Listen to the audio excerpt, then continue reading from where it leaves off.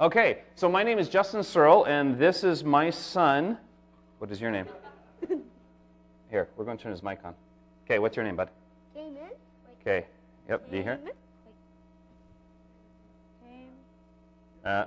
It's on, but that's okay. Cayman. All right, his name's Cayman, and he's hiding behind the podium here. Okay, so what we're talking about today is falconry. So this, like I already mentioned in the pre-presentation, this is the sport of hunting with birds of prey. So this includes all your falcons, your hawks, your eagles. Okay, next slide, bud. Yes, we hunt with pigeons, but they're usually on the other end of the spectrum. And yes, if you have a falcon, you probably do actually have a lot of pigeons. In fact, you usually have two different houses of pigeons. You have your good pigeons, which are homed, and your bad pigeons, which are the food. So, okay, so once again, some of these pictures may or may not, yeah, can we kill the lights? Because a lot of these are dark backgrounds. There we go. There we go. All right, so this was actually one of my first birds. So this was a red-tailed hawk. And this was after a training exercise late at night. In fact, I think this time he also ran into the back of my head as I was walking down the street. And yes, it did cause a little bit of blood on the back of my head. So, but this is Maya. This was one of my favorite birds. I had her for 2 years. She was a very, very awesome bird. So with falconry, what the goal is it's very different compared to working with any other animal. Next slide, bud. With falconry, instead of trying to be the master like you would with a dog, you're the master, you're the lead of the pack, and you have to teach him to follow you. With falconry, it's totally different. They're solitary animals, and you actually have to build a relationship with them or a trust with them, and to build this bond with them. So here you actually see, this is Cayman. This is one of his first experiences with some of our birds that we had. This is a bird that we had raised, and he's sitting there holding it. But this is something that we did with the birds of prey. They're wild animals. We have to build this trust with them, and the way you build this trust with them is actually including them into your own lives. Next slide, bud. Bringing them into your own lives and trying to get them in situations where if you're going to have this bird, this wild animal in captivity and around humans, you have to get used to humans because you don't want this bird to be afraid of everything, okay? That's not something that you want to happen. So what I'm going to do, I'm going to walk you through just a couple different pictures, first off, to show you some of the different animals. So this is North America's smallest falcon. This is a kestrel falcon. Now, all these birds I'll be showing you today are birds that you actually can train and hunt with. So this is the North American falcon, the smallest falcon. We actually see these all over the place. You're driving down the street, if you ever see a little bird on a phone wire, it's probably one of these guys if he's all by himself, especially if he looks fat with a really pointy tail coming out. Next slide. Okay, so this is one of our accipiters. Okay, nope, I lied. This is actually a Merlin falcon. Can't tell from up here. Okay, this is the second largest bird, or the second smallest falcon that we have here in the United States. The Merlin falcon is a great little falcon to fly with. It's a great little falcon to hunt with. And some of the things that you're hunting with Merlins are going to be more of your smaller birds like sparrows and starlings. Same thing with the kestrel on the previous one. No, I can't pick yet, bud. Okay, next slide. Okay, here are two more birds. These are some of the accipiters. These are some of the birds that actually come and hide in the forest. So these are the ones that most people don't see of the hawks. Okay, with your hawks, we can actually divide the hawks into two main groups. We divide them into what we call the buteo, or back in Europe, they actually call them the buzzards. These are the plains hawks. They're the ones that we always see on top of the telephone wires, like the red-tailed hawk. These are accipiters, the forest hawks. Here in North America, we actually have 3 different species of accipiters. This is the medium-sized one. This is called a Cooper's hawk. And these are actually 2 separate Cooper's hawks a Cooper's hawk, and this is actually a prairie falcon. Next slide, bud. Okay, this is a peregrine falcon. Everybody's heard about this. What's one thing you guys know about peregrine falcon? Almost everybody knows it. Fast. How fast? Really fast. Fastest animal in the world. Okay, they actually can dive at speeds up to 250 miles per hour, 225, 250. And the only reason why that we know they go at least that fast, and we know that's not their top speed, is because last time they tried measuring, that was the fastest that their measurement equipment could accurately measure. So they dive amazingly fast. As a result, they also have some of the stiffest feather out of all the bird of prey. In fact, if you have a prairie falcon sitting in your wrist, and he baits. Baits is when he's sitting on the rest and they get scared and they try to fall off, or they fly away, or they try to go after food. Basically, they try to leave their wrist when they're not supposed to. If they ever bait and hit you with their wings across their face, they will actually leave scratches across your face. Their wings are that stiff. Next slide. Yes. Or going after they're going down and they kind of level out. They're still going pretty fast. Okay, these guys go so fast. In fact, most of your falcons will go so fast that if they hit a pigeon in midair, sometimes, yes, it will actually cut the pigeon in half. It has happened before at some of the sky trials that we've gone to. So of the main families of birds, as I mentioned, we have our hawks, which are broken into two families, buteos, the plains, and we have our accipiters, the forest. We have our falcons. Now, of these three main families, these are the three main families that we hunt with. Your falcons are always, next slide, are always going to be hunting birds. It's just naturally what they hunt in the wild, and that's what you hunt with them as a falconer. Okay, the buteos, this is a buteo from the southern part of the U.S. They're native down to New Mexico and Arizona area. This is the Harris hawk. The Harris hawk and all the buteos out there, when you're hunting with the buteos, you're primarily hunting mammals. That's what they hunt natively in the wild. Specifically with the Harris hawk and with red-tailed hawks and ferruginous hawks, you're mostly going to be hunting rabbits, is the most common thing you hunt. And they are actually very, very lazy, slow birds. But the good thing about these birds is since they are used to hunting mammals, which are a lot bigger than them, they actually have the softest feathers out of all the animals. So that way when they're wrestling with a rabbit on the ground, and yes, I do mean wrestle with a rabbit on the ground, they're not going to be breaking any feathers. Next slide. Okay, so here's back to our accipiters. Okay, now one thing's to notice. I want you to look at these wings right here. Okay, so with your buteos, all the buteos have a very long tail and they have very, very broad wings. Buteos like to go up and they like to just glide on the currents, the air currents above. Now with these birds, next slide. Okay, these are the accipiters. These are back to the Cooper's hawks. The Cooper's hawks, notice that their tail proportion is much longer. Their tail is just massively, it's much longer than their body themselves. They have much longer tails. And if you look at their wings, the length of their wings, they're very, very short in comparison. The reason why they have very short wings, long tails, for maneuverability through the trees. These are the sprinters of the raptor world. These guys can, from a dead stop, get up to a faster speed than any other bird out there. And they natively hunt both a combination of mammals and birds. And one question I almost always get, I'll throw it out before somebody else asks. Birds hunting birds. People start thinking that's cannibalistic. Well, no, it's like mammals, me, eating mammals, cows. Okay, just if anybody asks or thinks about it. Next slide.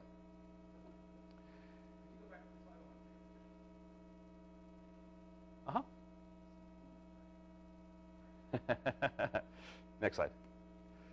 Okay, so these are the same two birds. Once again, you can see the wings. They're very, very short wings and they're very broad. I don't have a good side-by-side comparison to show you, but they're very short, broad wings with the very, very long tails. Next slide. You'll also notice that their heads, okay, this is the same bird again, their heads are very, very small. All your accipiters have small heads. In fact, we call the accipiters the crazy birds of the bird world. Most of your accipiters are almost like, there's almost like a switch in their head. They see movement, it switches on and they go after it. Okay, they don't do a lot of thinking. They're just very reactionary birds. That's one bad thing about the accipiters is they're a little bit dangerous to hunt with if you don't train them properly, because since they are reactionary, they're actually more likely to attack you than any other birds of species. If you train them right, the instances are very, very low, but you have to be careful. They're very tricky birds to train.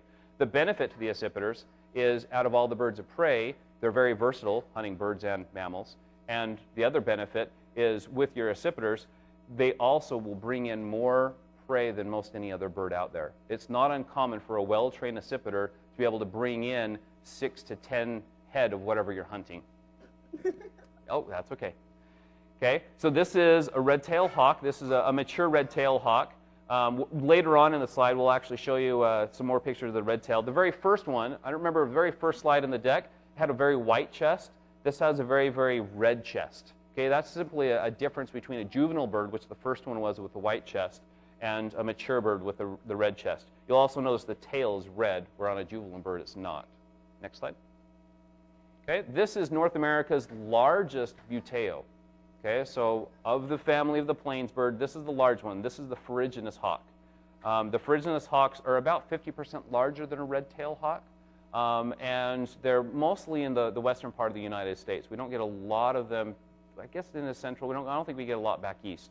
But they're very, very beautiful birds, very, very colorful birds. Next slide. This was actually my wife's bird. It was her favorite bird. She loved that bird.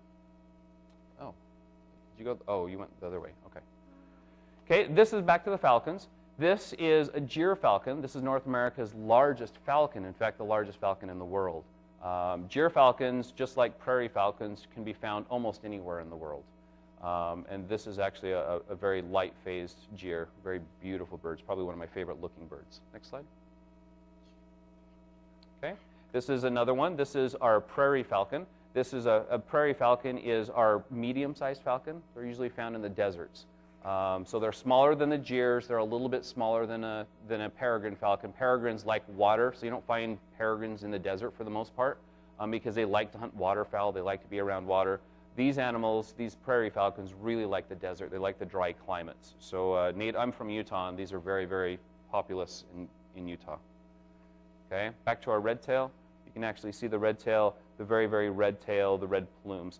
Another very distinguishing capability or characteristic on a red tail, besides, of course, the red tail, is you'll always see a bit of a V pattern here. Even in the younger birds, this lighter V is going to be more white instead of reds. But if you're ever trying to identify a bird on the pole and you're looking at the back of it, if you ever see a white V shape, it's almost always a red-tailed hawk.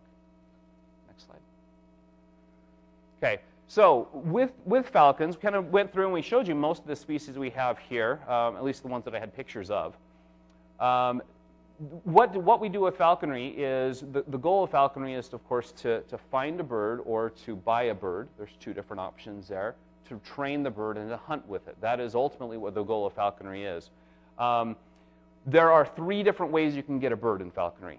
Okay? First off, before you even think about getting a bird, you do have to have a license. There is a state license and a federal license.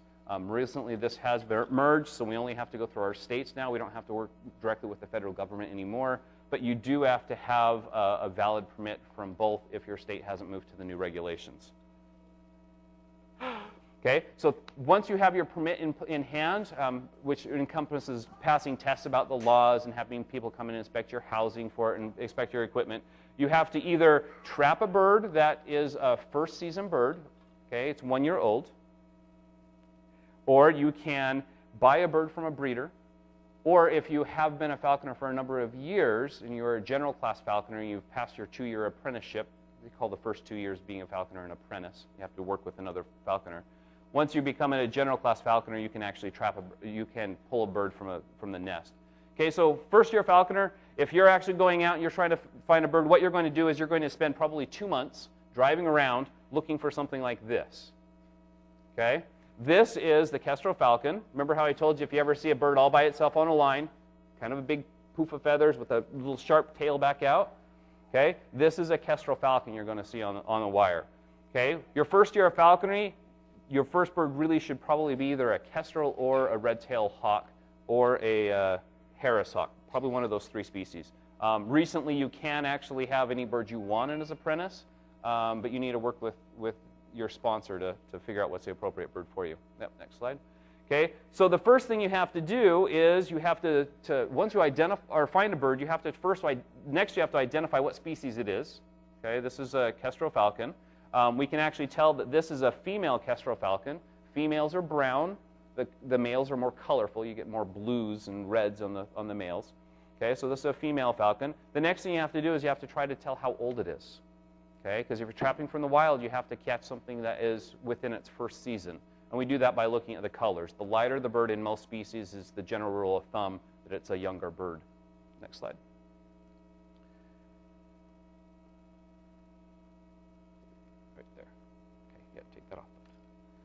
Okay.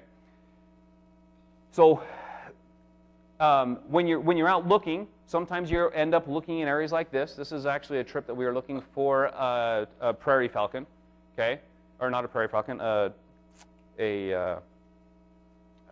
what is it called? The fastest one. Somebody help me. Your presenter just went blank. Peregrine, thank you. Okay, and peregrines like what? What type of climates does peregrines like? This one, no. Prairies like this one. Prairies like the desert. They like wet.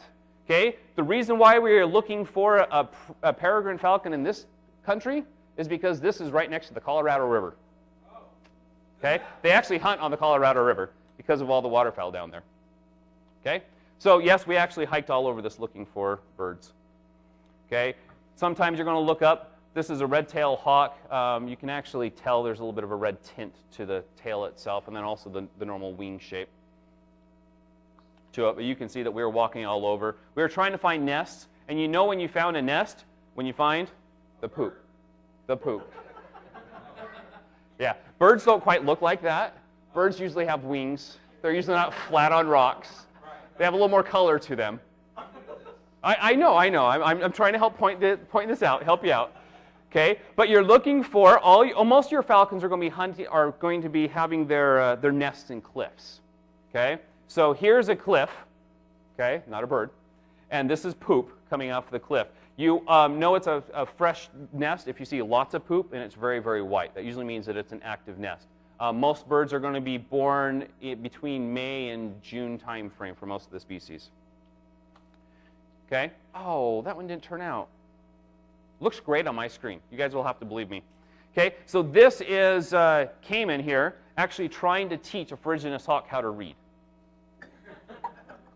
And they're both very, very attentive. Like I said, you can't quite see. He's actually pointing at this page, and this bird's very attentively trying to figure out what he's pointing at. I don't know if he thinks it's food or just possibly was looking at eating his finger, but you know, it could be either one. Okay, next slide. Okay, anybody know what bird that is? It's big. That is a golden eagle. Okay, golden eagle. Golden eagles, of course, are the largest of the birds. Yes, you can actually have a golden eagle as a falconer. However, you do have to be an experienced falconer to do it. You have to be a licensed falconer for at least 7 years in a row, active years. The reason why, these birds are big and can be very, very dangerous. Okay, the grip of the eagle can actually crush a man's forearm, and has crushed a man's forearm without proper protection. This is actually my wife holding her friend's eagles. And it's for some reason my wife likes the bigger birds. Next one. She doesn't like the little ones. Okay, with your birds, when you're training your birds, it's important to know how to properly handle the bird. When the bird baits or when it's first wild caught, you have to know how to hold it. The biggest thing is you don't want to damage its feathers. Okay, so this is with the smaller birds. You can actually reach right around the birds and hold their wings to them sides so that way they're not flapping the birds, damaging their feathers. You also want to be careful of these, because out of all the birds of prey, this is what you always worry about. You don't really worry about this, for the most part. There's very few species that are prone to bite you. However, all of them will grab you, and those talons really hurt. Okay? Let's see here. Okay, so this is some of our training. This is actually, it's after it's caught a bird. And if you notice right here, we actually have a little bit of tape around the bird's mouth.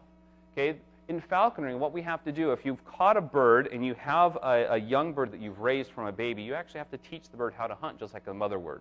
The way that a mother would teach the bird how to hunt is bringing in half-injured animals. Okay? Sometimes, unfortunately, as a falconer, you have to do that sometimes. You have to take one of your animals, or like a quail, you go buy a quail from a breeder that raises them, and you may have to injure that quail a little bit to try to spark some reaction, some native instincts in these babies to react. Okay, this is a little bit later on in the training phase. What you want to do is you want to cripple their prey somehow so that way their prey can't get away. You want to make it so it's really easy to get the prey item at first, and then make it a little harder and harder so they're more apt to chase this bird. And it's very important you properly train the birds to do this, not just so you can be a successful hunter, but you have to realize that these birds, when you're hunting with them, are flying free. And if they get lost and they don't know how to catch food for themselves, they're going to die. Okay, so it's very, very critical that you're actually doing proper training with these birds. Okay, so that one actually had a little bit of tape on it. This one also is a little bit taped up. You can actually see.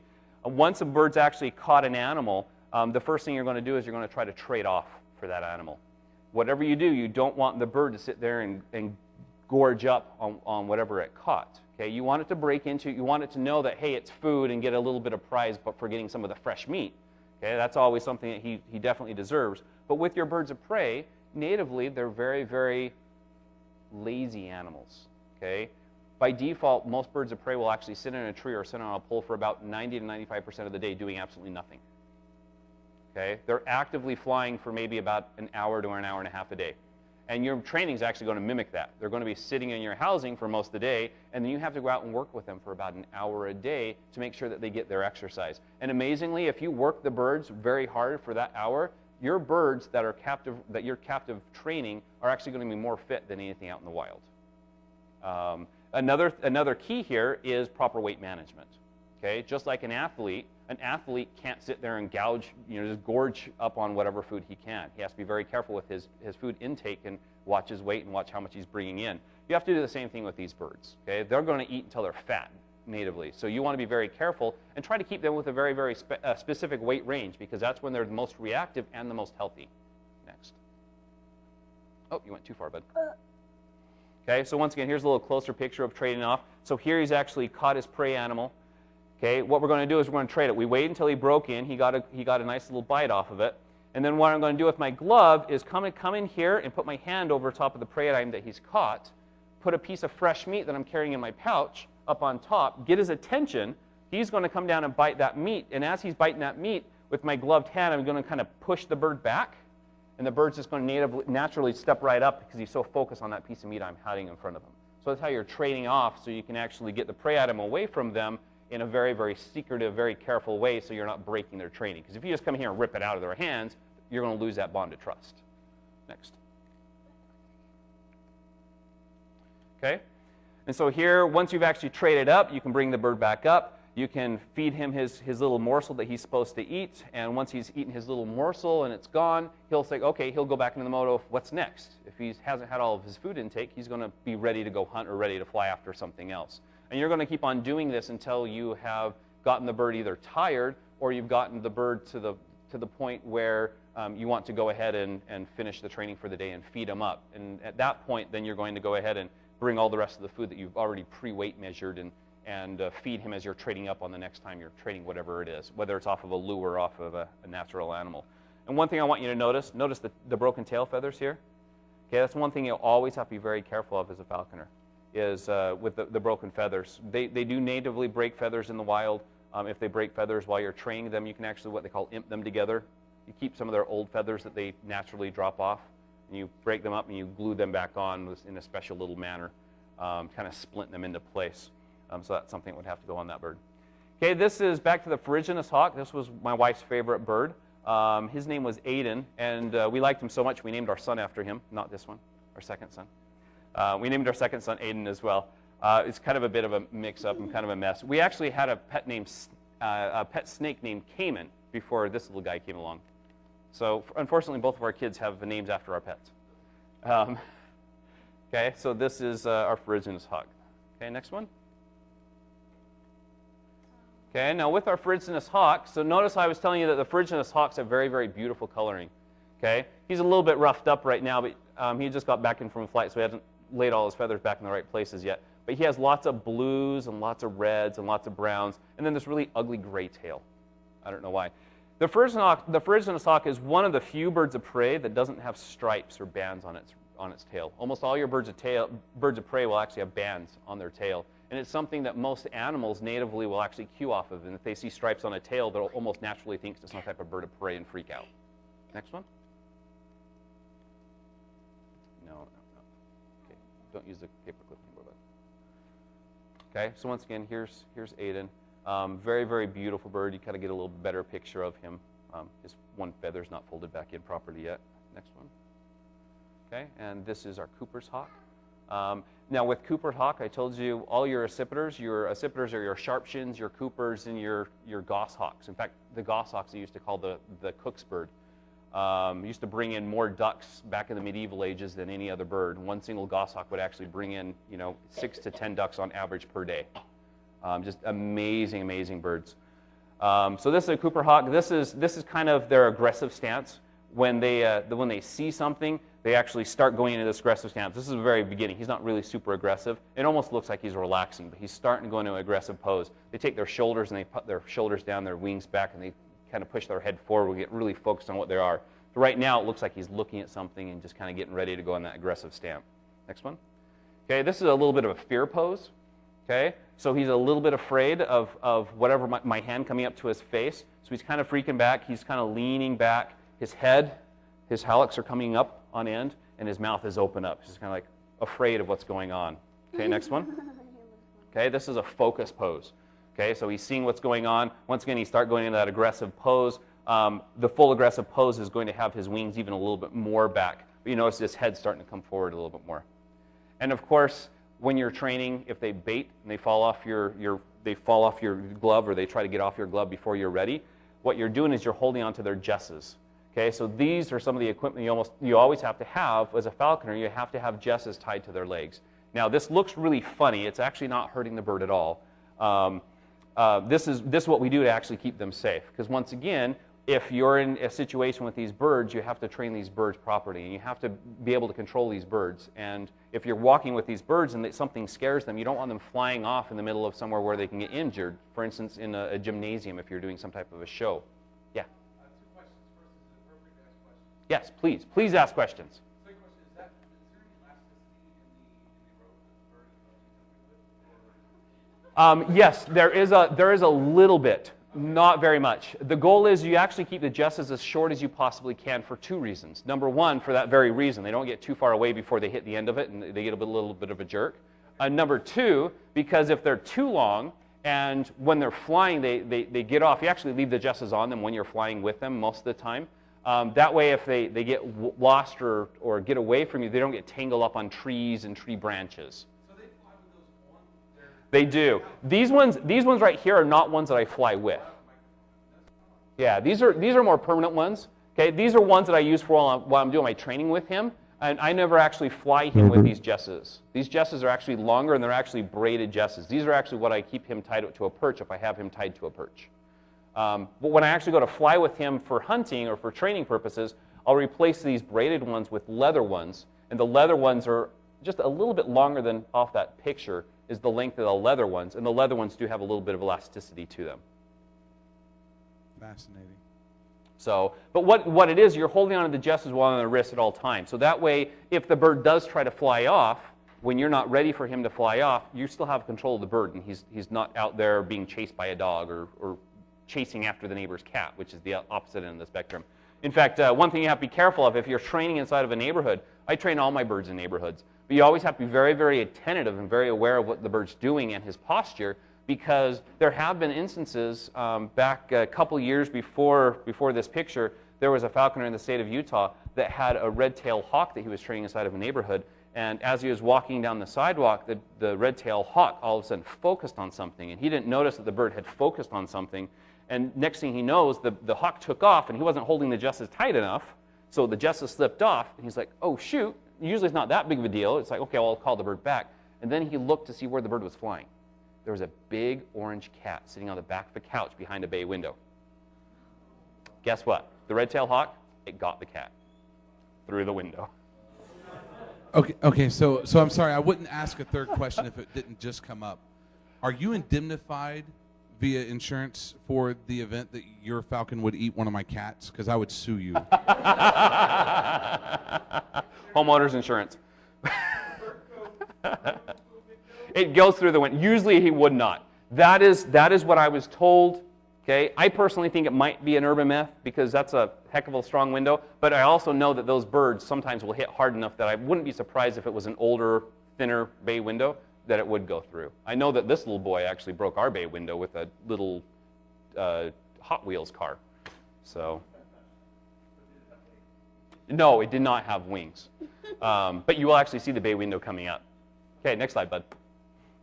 Okay, as I mentioned, so we can trap them from the wilds. They're a first-year bird. Apprentice falconers can do that. You can actually trap a bird that is a flying bird that's in his first season. But an apprentice cannot hand raise a baby bird. Okay?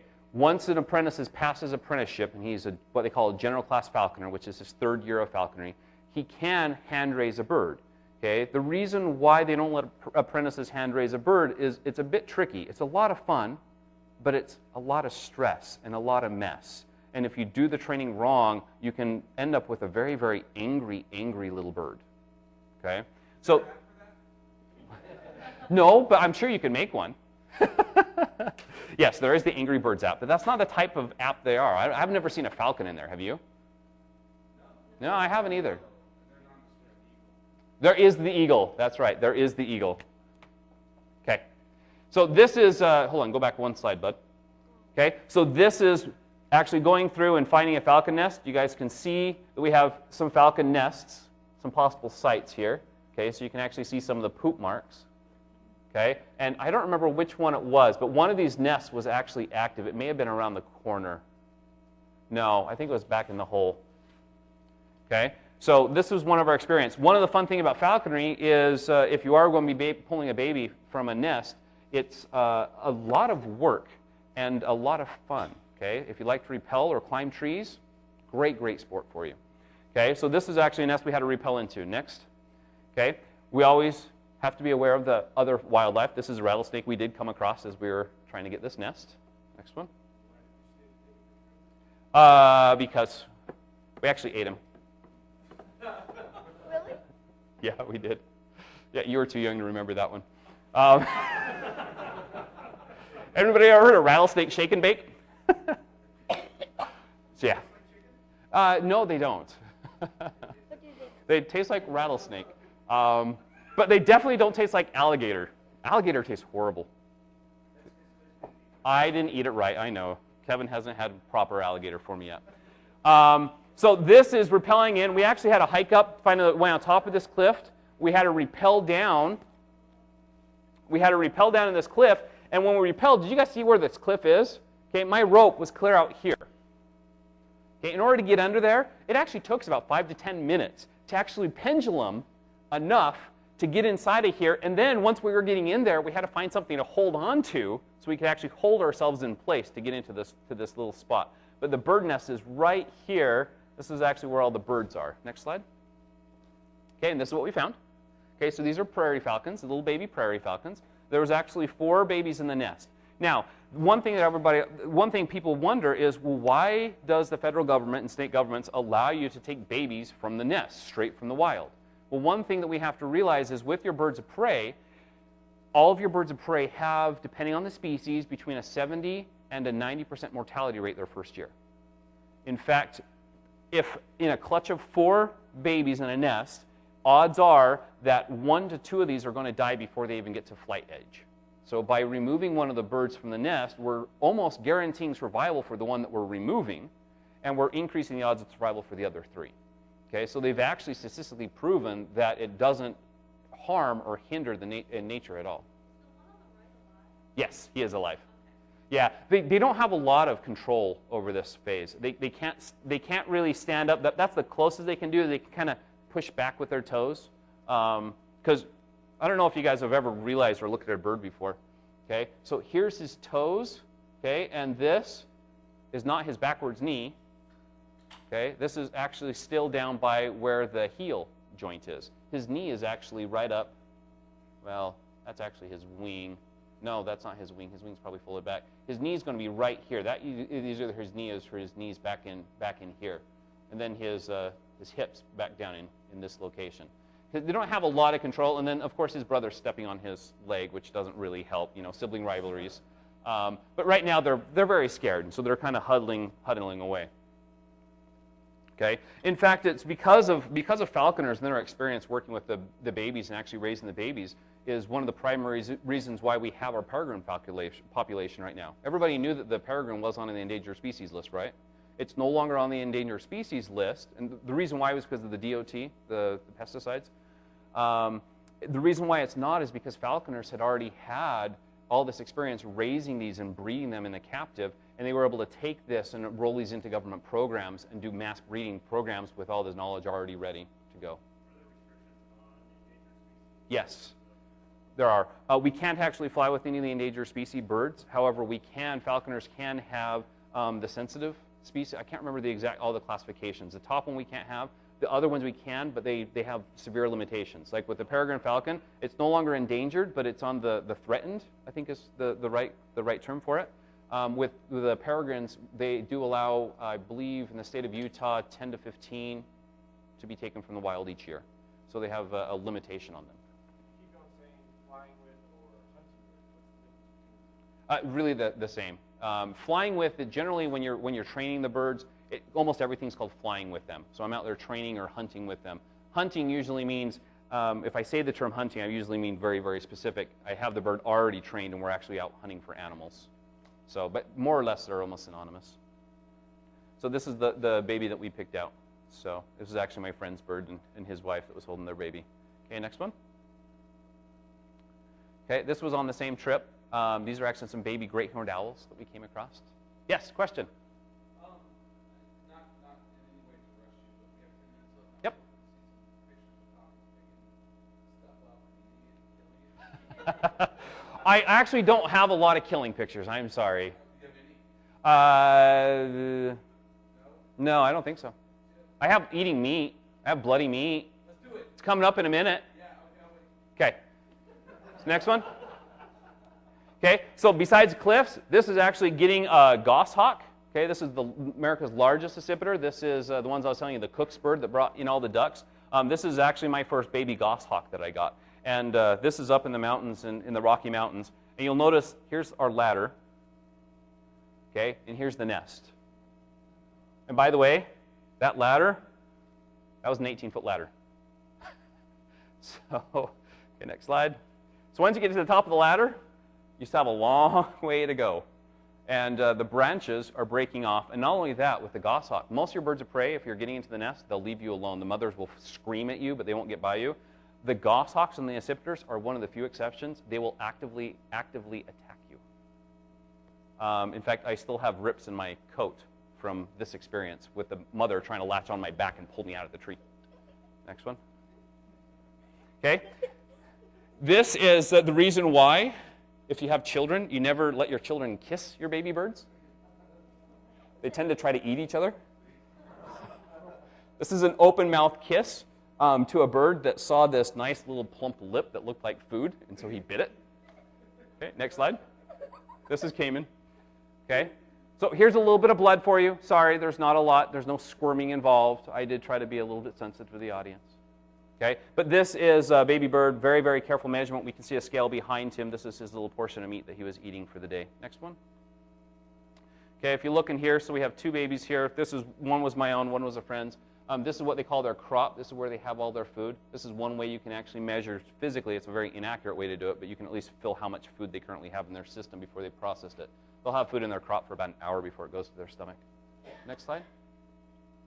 Okay, this is growing up. This is what we call the branching phase. So they're able to get up and walk around on their feet, and they're starting to learn that they have these little things that flap. And so they get up and they start exercising them. He can't fly at this point, but he's starting to move around. At this point in the wild, he'd actually be running along the branches, jumping from branch to branch, hoping that he doesn't fall down on the ground, because if they do, they're usually dead. Next slide. Okay. So we're pretty free with letting him run around the house. So this is one of his favorite things to do is sit on the back of the couch looking out the window. Next slide. Okay. Of course, the kids, we work with the kids, be very careful with the kids, teach them how to handle the birds and work with the birds. We all get bit every now and again. We all get grabbed every now and again. But for the most part, you learn about it, and you learn how to deal with it, and how to watch the birds.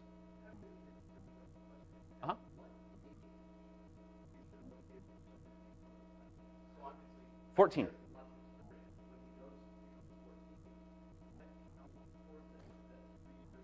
No. He can become an apprentice at 14, and at 16 he become a general class. And then at 23 he could actually fly, or wait, no, 16, 21 he could actually get an eagle. So, next slide. Okay. Not only birds like to look out the window, but kids do too. Next slide. Okay. And yes, it's so common that just reach over and pet the birds. And the birds don't care. The birds like it. Next slide. Okay, let us walk around on our shoulder. It's just all this, what they call manning the bird. You're getting them used to people. You're getting them used to being around people. One thing we do with all of our birds, besides hunting them, one thing that myself and many of our friends did is we were very active in education. We'd actually take these birds to do scout shows and do different types of shows for people to get them to be able to touch the birds and see the training of the birds, bring in as many birds as we can to actually teach them about the importance of these birds and how we can conserve their habitats and for these birds. Okay, so this is a peregrine falcon that we were training, just eating off the glove. You'll notice this is the very end of his meal. You'll notice he has how much meat is actually sitting on his hand. This is the very end. This was his portion of meat for the day. Next slide. Okay, once again, trading up. This is a pigeon. This was at a competition. This is a pigeon that was on the ground, and this is a pigeon that he had actually killed and had started digging into. Back to, I don't have any gruesome pictures for you, I apologize, but I actually can tell you about the falcons. One thing about the falcons is the falcons are one of the cleanest eaters. The falcons will almost always break the neck of their prey before they start eating into it. So they'll actually kill their prey before they start eating it. It's the only bird of prey that does that. Only the falcons, just the falcons. With the falcons are the only ones that have a little tooth in their beak. If you ever look at their beak, I don't know if you can really see. You wouldn't be able to see if the picture was sharper. There's a little tooth right here, and it's a little jagged hook right before the end of their beak, and the space between that hook and the end of their beak is approximately the same size as the vertebrae for the animals that they hunt. So for a peregrine falcon, this is actually a hybrid peregrine, I believe. But for a purebred peregrine falcon, that spacing is perfectly made for the vertebrae for a duck. Okay, your smaller birds are going to be smaller, of course. So they'll always break the neck. In fact, they'll usually hit it in the air. They'll come down and they'll strike it. They hit it once, 2, 3 times, all depending on the birds. It's more of a personality type thing. Some only hit it once or twice. Some may hit it 10 times. But eventually they're going to latch onto the bird, and as soon as you latch onto the bird, they're going to grab that beak, snap the neck, and then fly down to the ground to it so they don't get struggled. Remember, falcons have very stiff feathers and they break fairly easy. With all your other birds, like your eagles and your beetles and the accipiters, as soon as they get it, they start eating. Okay, the bird's sitting there moving around. And one thing you have to do as a falconer is you almost always have to bring their prey animal out of misery. And you'll do that first before you try trading off, because otherwise it's going to be a big mess with trying to get the bird off the rabbit, and the rabbit runs, and the bird goes and gets it, and it's kind of this endless cycle. Yeah, either break its neck. Depending on the prey, depending on the situation, depending on the personality of the bird, sometimes I'll actually go in there with a piece of snips very carefully, so I'm not actually cutting off any toes of my bird, and may actually like snip the neck or snip the neck. Sometimes I'll go in and try to break the neck with my fingers, depending on if it's a smaller animal. It kind of gets a little hard to do that with like some of the rabbits, though. So yeah, you just try to put them out of their misery. Sometimes the only option you have, especially with a very aggressive bird, is actually go in with your foot and actually step on their rib cage and compress their lungs so that they eventually suffocate. No, I never have. Voles and moles would be much worse.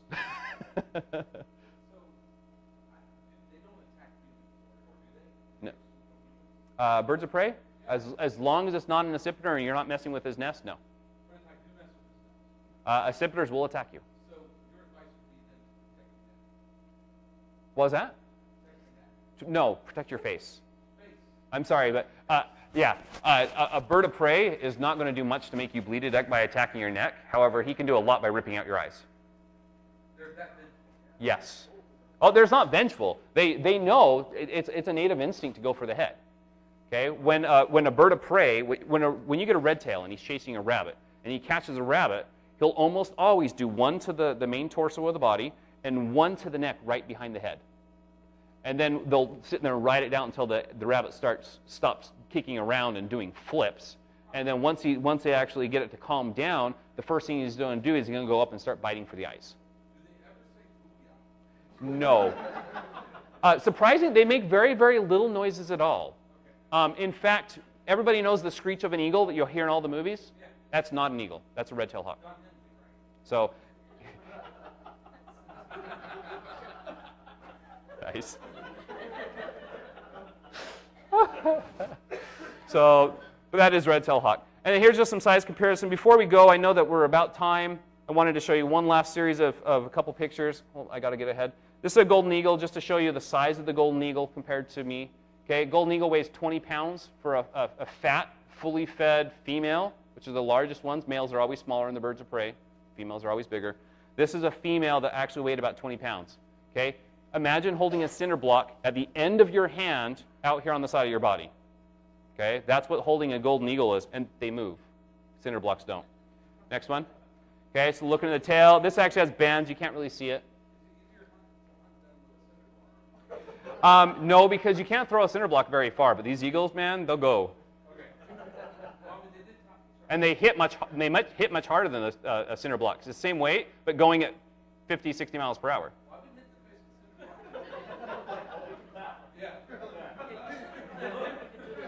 What was that? Yes, you can hunt with owls, but owls are the stupidest bird of prey out there.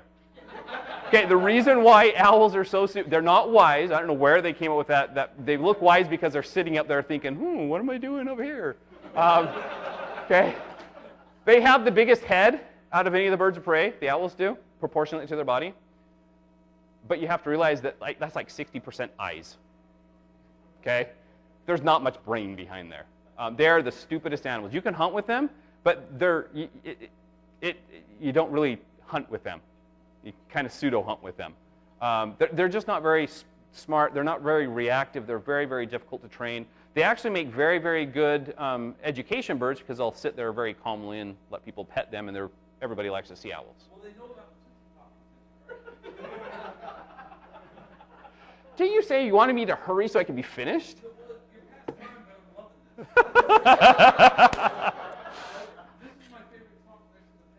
Nice. Okay, now look at the talons here. Look at the feet. Okay, that is my hand. Okay, sitting like this. Yes, well, cosmetic surgery. Down to the bottom. Okay, his talons from tip to tip actually went further than my hand could. Okay, he can actually, on my forearm, go all the way around and have his talons cross. Okay, next one. Golden eagle. Okay, so this is a golden eagle, just absolutely massive, massive birds. Next slide. Okay, notice the straining. Okay, this is a 20-pound cinder block that's no longer right here, but rather out here trying to fly away. Okay, so once again, just absolutely massive, huge birds. Very, very fun birds. And to give you a little bit more perspective, okay, this is all of us holding out the wings, actually checking the bird over, make sure he was okay. This is a bird we had actually found, and he wasn't flying. Come to find out, he had found a roadkill and cropped up, meaning he had just gorged on this piece of food, and he had eaten so much food, he couldn't take off anymore. Eagles actually are 50% carrion birds. Okay, they only hunt and actively hunt 50% of the food that they eat. The rest of it they actually find dead on the ground. Okay, so but very, very big birds. Once again, I had a picture that actually showed my finger next to one of the talons. Their talon's almost as big as my finger. No, this is an adult. This is an adult female, and you know it's an adult because it has a gold head. The first 3 years, they don't have a gold head; they have a brown head. What did you name that one? This is one we didn't actually keep. This is one we only had for a night. We had found it out in the wild. A farmer had called us and said, "Hey, we have an injured eagle out here. Can you come help us out?" We went and picked it up. It couldn't fly. We brought it back. We checked it over. Everything looked fine. We could see that. I mean, its crop right here. Actually, you can see it. Usually, this line is about like this. Okay, this is his crop. This is when we first got him. He was like this. It looked like he had swallowed a basketball. It was absolutely funny. The next morning, he was fine. He was able to fly right off. Oh, here we go. Here's the picture with the finger. Okay, so showing you the talon with my finger. Okay, just absolutely amazing, amazing birds. Next one. Okay, and then the final one. One more. Okay, final slide. Just show you. It didn't turn out either. So this is the golden eagle. This is the red-tailed hawk. These are the birds that everybody sees on top of the poles. If you see a hawk sitting on top of a pole, if it's in the summertime, it's like 90% chance it's a red-tailed hawk. If it's in the wintertime, then it's a smaller chance. But these are the birds that everybody sees. They look like very, very big birds. Okay, but look how small this guy is compared to the golden eagle. A golden eagle are massive. I did say big bird.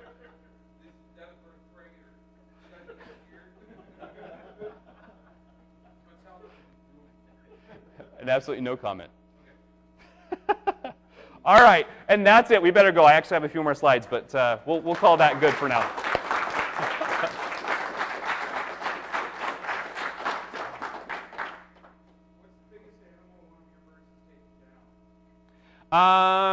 A goose. A goose. It was in a training situation. It wasn't in the wild. I did have a ferruginous hawk, the largest hawk of North America, actually take out a goose in training, and we were trying to train it to do goose. But yeah, that was the biggest thing it ever had, and the goose actually got it really good. Swapped the side of the head. No, this was training situation. Training situation.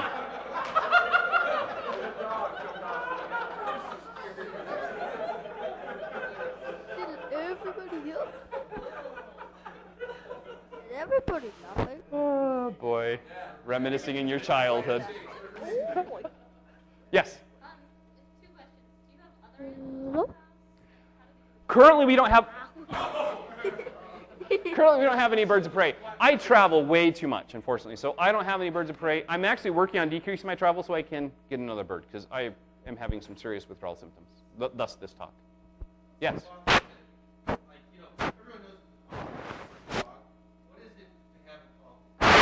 About the same as a large dog. Really? Yeah, not like gigantic dog, like a lab. About the same as a lab. You're thinking about probably $20 to $30 a month. Are there like special vet bills or anything? No, but you do have to. If you ever need a vet, you do need to usually use a specialized vet. Most vets will not treat the birds. All right, so you got the bird you use like you're manning it around the house, so is there any kind of like toilet training you have to worry about? Or? Yes, it's called a mat. Yeah, and you change the mat. So you gotta keep those on. It is. Most of the bigger birds you actually don't keep in the house. You actually keep them inside of a housing. I had some housing pictures, but we didn't get them. This is our kestrel. Kestrels actually are one of the few birds you actually keep inside the house because they're very easy. All your falcons poop straight down. All of your accipiters slice. They mean shoot horizontal. And it will go sometimes like 8 feet. And then your butails are kind of in between. They kind of launch a little bomb. So how do they normally stay when they're at your house? Do they have any Usually we have a housing. You need to have a housing that's usually twice the width of their wingspan. Okay, so for most of your birds, except for an eagle, something that's a 6 by 6 foot enclosure would actually work. And the the enclosure should have at least one window because they really like to hang out and just look out the window. Just to clarify so I can tweet it, which bird shoots Accipiters. Call it goshawk. Just say goshawk. It's easier to spell. Yes. Okay, so you know that your official hashtag It's called slice. slicing, Yes. He slices 8 feet. but 8 feet, right? Yes. We've made an official hashtag for your talk called Fuck Yeah Falcons. Like, it's just going on. It's awesome. We're taking it serious, by the way. Awesome. Yeah, Big Bird's in there, right? Not yet. Oh. Cool. Any other questions before I who's the next presenter? Is he already sitting here waiting? Oh. Oh, cool. He already ran through all the rest of the slides. So, any other questions? I guess we can take as long as we want for questions. So, if you had a whole bunch of birds, like, Uh-huh. you would have them separate, I guess? Yes, separate housings for each ones. Each other. Yep. Unless they're the same species and you're breeding them, you don't want them in the same room. So, when we are transporting them, I have my own mic, buddy, and yours doesn't work. When you're transporting them, you transport them with hoods on. Okay, hood are the little, people call them helmets. They're actually called hoods. And that simply keeps the bird calm, and it keeps them so they can't see their surroundings, so they're not scared by anything. So you can actually have birds next to each other with their hoods on because they very calmly deal with it. In fact, if you notice on some of the pictures, I would have two birds next to each other. One would be hooded and one would not. If you have them both unhooded, they kind of freak out. If one's hooded and the other one's not, they're usually fairly good. And then it comes down to personalities of the bird. Some birds actually will hang out together, but you generally don't want to get them too close because they may attack or just react. I saw. Don't do that, bud. We don't want to hurt that cord. Back when I was about his age, somebody came and did a presentation at our elementary school, and it was something that I was always fascinated into. I had gotten some falconry books and some bird of prey books, and had always studied it. Loved the fact. Swore that I was going to get into it once I was an adult, and once I could get into it. Then I became an adult, and I totally forgot about it until my wife started working with a gentleman. The guy that there was a couple slides with the guy with red hair. That was Ben. My wife started working at the same location that Ben did and found out Ben was a falconer and came home and told me about it, how cool this was, his hobby was, and it's, hey, that's something I've always wanted to do. And so we got into it, and now we've been licensed falconers, my wife and I, for about 10 years now. You actually don't need that much land at all. With your falcons, you can keep falcons indoors since they poop straight down. That's actually one of the biggest things. Your smaller falcons are very easy to keep indoors. Your bigger falcons become much harder because you usually want to have a place where they can stretch out and look out a window and kind of walk around. But you could, as long as your landlord actually okayed you, you could actually keep it in an apartment. As long as you had some type of a porch, and you could take them outside, and you did a very good job training them every single day.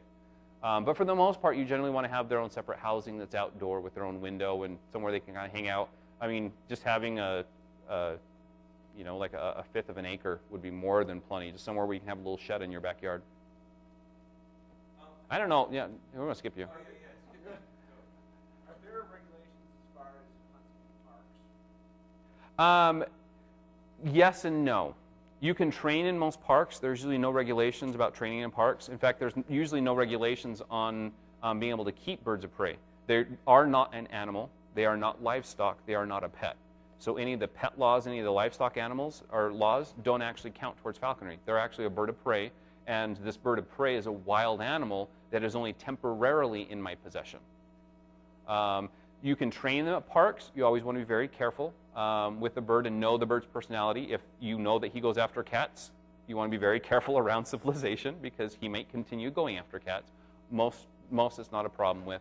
As for hunting in parks, that's kind of up to each state.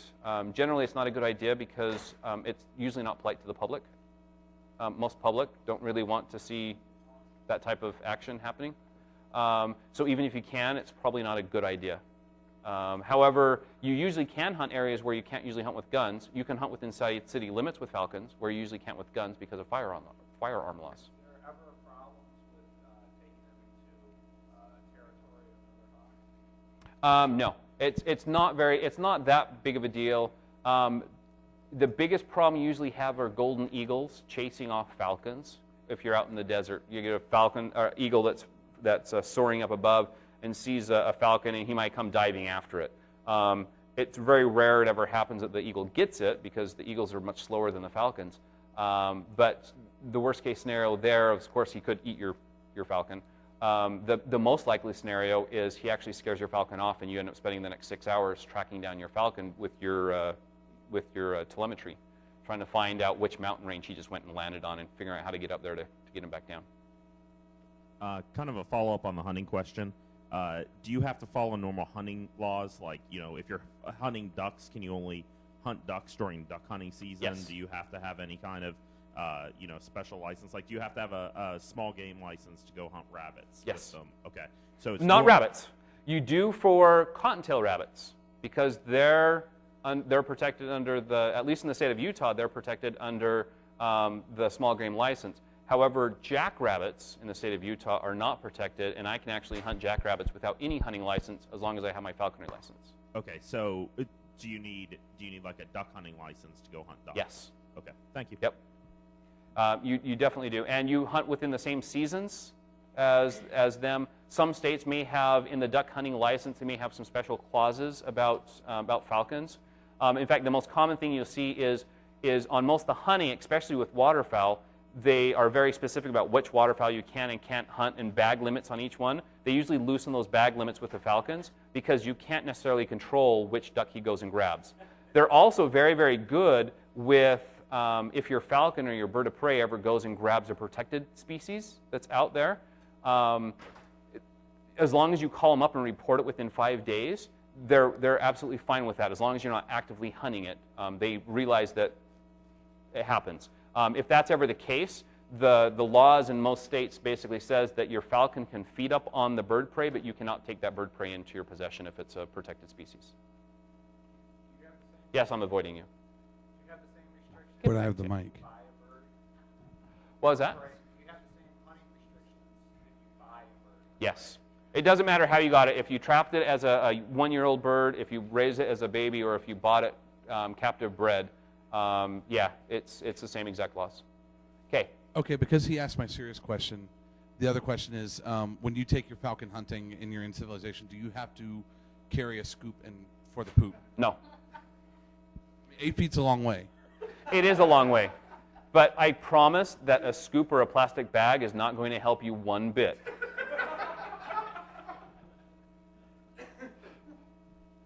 folks that want to get involved in this, are there groups, or how would you get involved? In terms of finding like a local group to mentor with, to apprentice with, that type of The stuff. best thing to do is to go to Google, type in the state that you live in, space falconry, and that will usually bring up plenty of links for you. That will usually give you links to your state laws.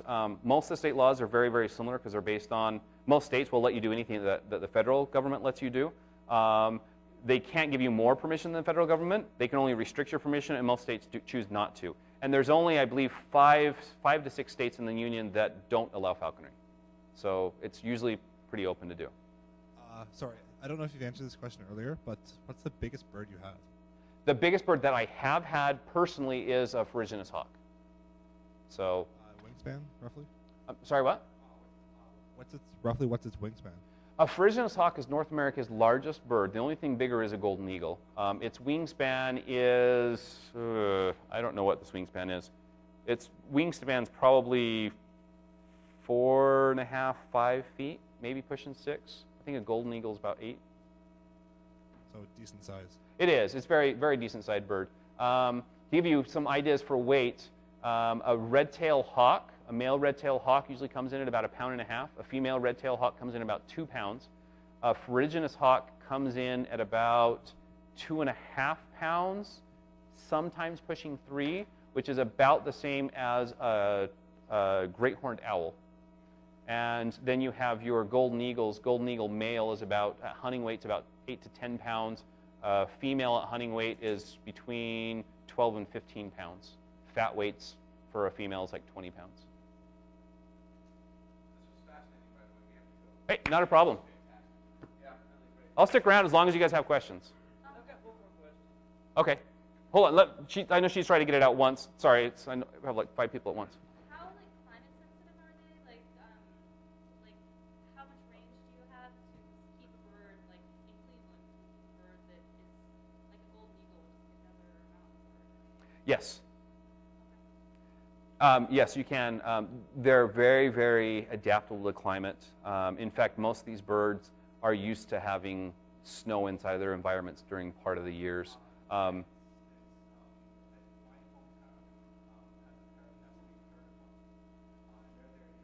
Yeah. Yeah. The best thing, if you get a bird book and look at the species that you're interested in, it'll actually show you a map where they're natively found. And for the most part, most of the birds here that are found natively almost anywhere in the nation can be had and kept anywhere in the nation.